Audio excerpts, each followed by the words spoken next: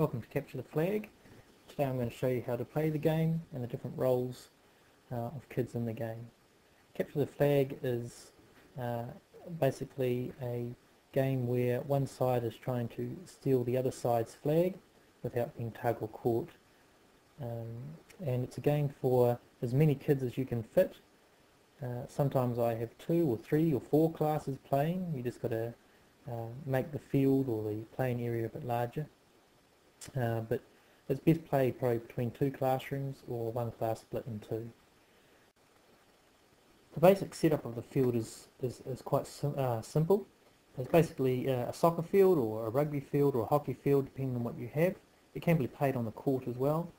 And what we have is we split the area into 2 zones, and I do that usually on a diagonal, and I just place cones, small cones along the division like that to make it really obvious. You also need to indicate where the outlines are. Kids aren't allowed to run out. If they run out of bounds, they are stuck in the mud. To make the safe zones, I just usually use about 2 large or 2 medium-sized skipping ropes. If they're a bit small, 3, and just a cone on each end just to indicate exactly where that starts and finishes, and a cone in the corner where the flag is placed. Now the flag could be a shoe, it could be a bean bag, it could be a hacky sack, it could be anything small that is brightly coloured so both teams can see it. What we have on the field today you'll see is a red team and a blue team. Red team is going to try and steal blue team's flag and bring it back to halfway. Once they've brought it back to halfway, they have won. You'll notice that at both ends there are 2 little zones. These zones are called the safe zone. For example, if my red player races through and manages to get through the blue team into this area without being tugged, he is safe and then is able to take the flag and try and return it back past halfway. Now the tricky bit of this game is that as soon as a red player passes halfway into this zone, a blue player is allowed to tag them. If they are tugged, they stop and stand like they are stuck in the mud. Now the beauty of this game is that that person can be rescued.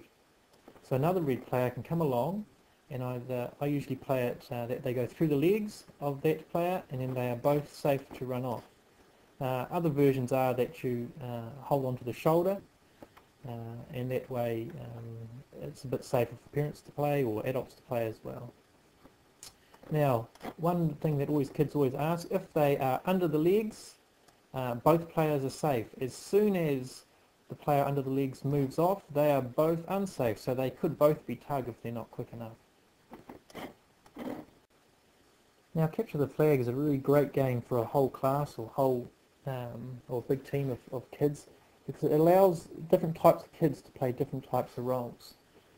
What we'll find usually is that some kids will set them up as defenders around their safe zone, protecting their flag, and these generally are the quieter kids that don't like to run around too much. But they play a very important role in the game. Without good defenders, it's too easy for the opposition to get through. Other types of kids you'll find are ones that hover around halfway. They'll jump across and jump back, jump across, jump back, and they try and tease these players to come in so that a really fast attacker can get through and try and attack the safe zone area.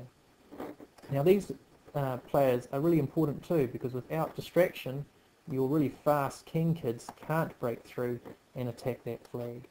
So it's really great to see quiet kids, non-athletic kids who really enjoy the middle role or the defender's role.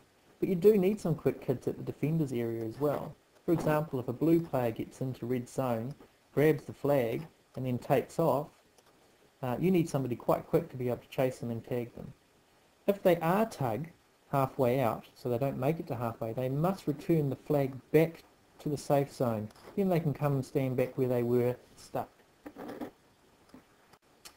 couple of things that kids always ask me about this game regarding to strategy is, are we allowed to hold hands if we are defending our circle?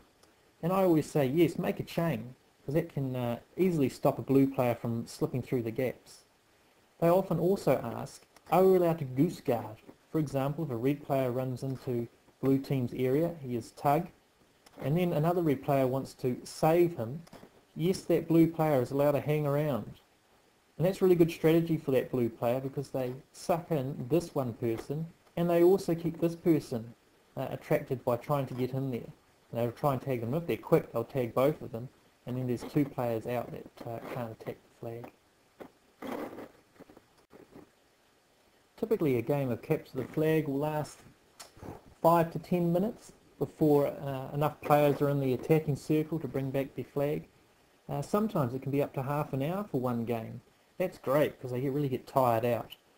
If a team wins, then you just restart it again. I always try and get the teams to start inside their safe zone. That keeps them compact and together so they're not running around. It makes it a lot easier to start the game. I start the game with a whistle, and once a team wins, I blow the whistle twice to stop.